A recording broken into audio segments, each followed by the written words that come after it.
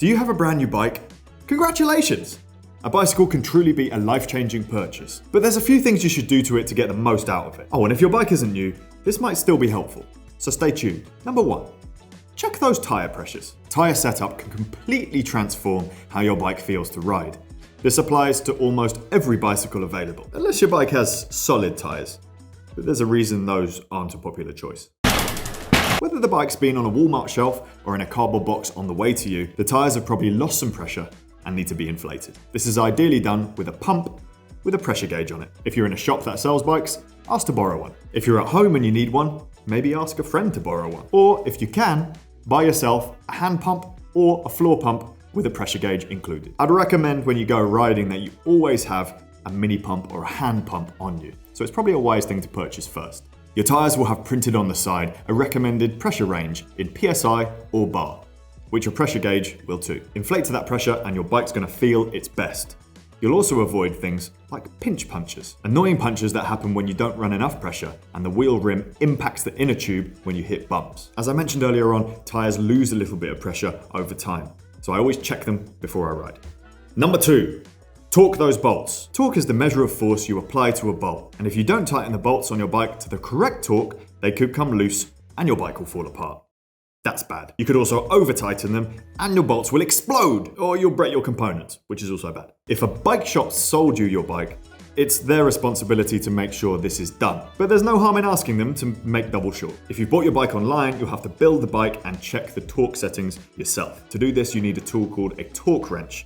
Sometimes bikes will be delivered with a basic torque wrench, sometimes not. You can find basic torque wrenches for not too much money, but generally the more you spend, the more accurate they're going to be. Perhaps ask around, ask your friends to see if you can borrow one to start you off. Check for markings near your seat clamp, stem, and printed on the end of your throw axles that say how many Newton meters the bolts should be tightened to. If you're adjusting your headset where your handlebars and stem are fitted to the bike, be sure to tighten the preload bolt on the top to the point where there's no play before tightening the 2 bolts to tighten the stem to the steerer. This information will apply to most modern bikes, but there is every chance that you have something slightly different, so always check your instruction manuals.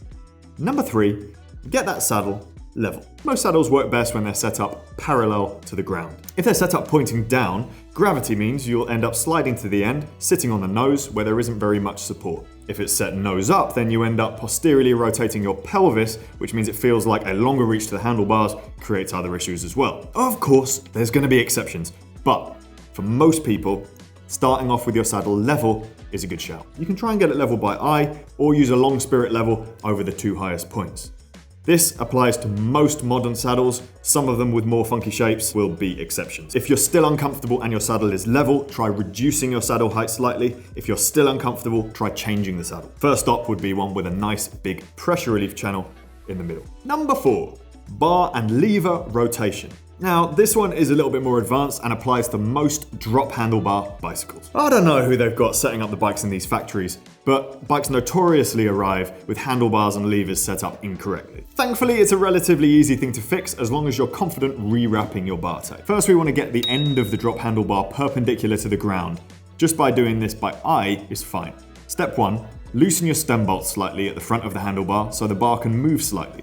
Rotate the bar to achieve the desired rotation and refasten the stem bolts, ideally with a torque wrench, and tightening each one incrementally and evenly. Now we've got the bar rotation perfect, have a look at the position of your levers. There's an element of personal preference here, but generally speaking, you want to get the flat part of the lever where your hand sits to be slightly tilted back from parallel to the ground. If you do have them set up parallel to the ground or tilted forwards, it usually causes people to roll their wrists forward, creating tension in your arms, neck, and shoulders, leading to discomfort. It also puts your levers further away, so they are harder to reach. To adjust them, unwrap your bar tape. Hopefully it comes off neatly. Some bar tapes are stickier than others and fall apart. Stop once you've gone past the lever. Pull back the rubber of the lever hood and find usually a 5mm Allen key bolt.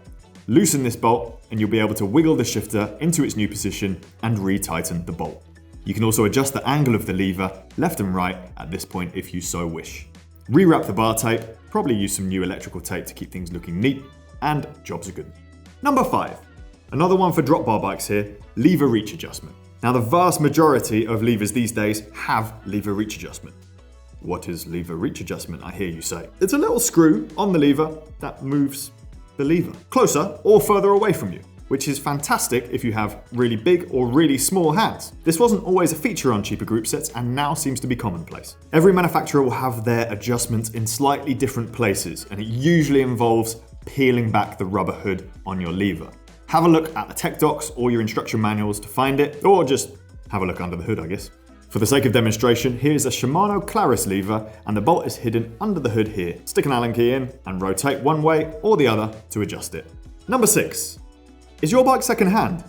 If it is, you want to check the chain wear. Most bikes have a chain, and if you ride a bike with a worn-out chain, you're going to start wearing out your chain rings, you're going to start wearing out your jockey wheels, and you're going to start wearing out your cassette, which, added up, becomes very expensive. Changing a chain before it gets too worn out can extend the lifespan of your other components massively. So let's check your chain wear before you start riding. To do this, you need a chain checker. Thankfully, these are really cheap. It drops down between the links of your chain and falls all the way through if your chain is worn out. Different brands and different speeds of chain have different levels of wear before they need to be changed. So again, check your manufacturer's instruction manuals. Is there anything else that you would do to a brand new bike? Leave it in the comment section down below. Thanks for watching, and please subscribe to this channel for more.